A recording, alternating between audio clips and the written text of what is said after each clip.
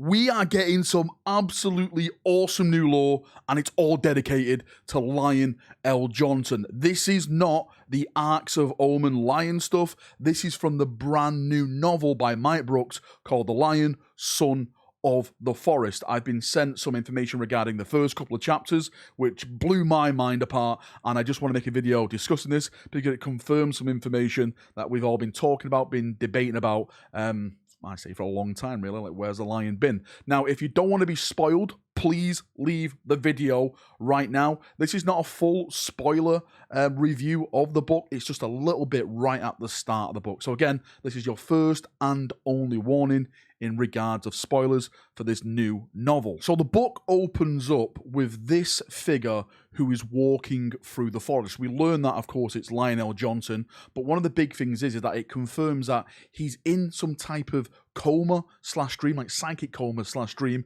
and he's walking through this forest. He literally has no idea who he is. He can't remember his name. He actually starts talking like he knows he's got brothers, but as he tries to picture his brothers in his head, he just can't see anything. Like, he doesn't know anything about himself. And as he's walking through this forest, he comes to like a river, and in this river he sees like a boat, and on the boat there's like this gaunt figure, like he has a crown on his head, and he's fishing.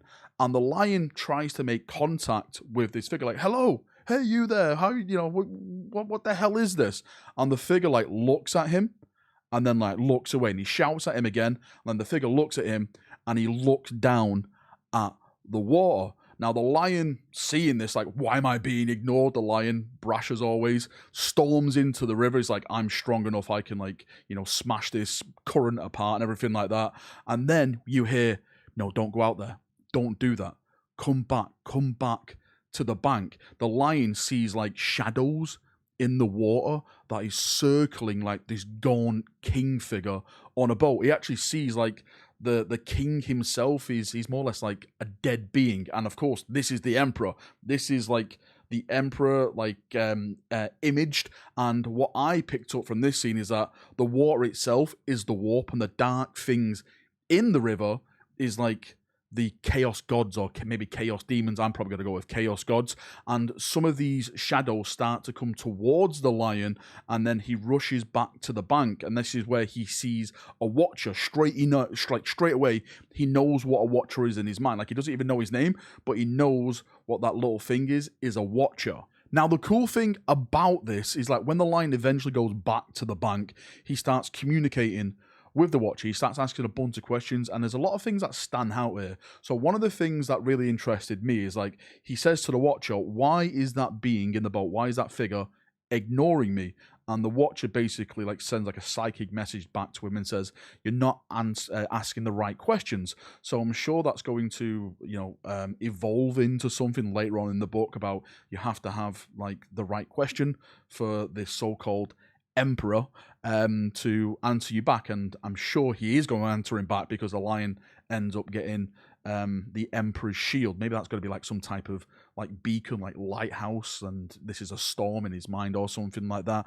Another thing he actually says is when they start to walk away from the being and they're like going through the forest, the lion spots like a clear path, and it's like a meadow and stuff like that, and he's like, okay, this is a clear path, I'll follow this path.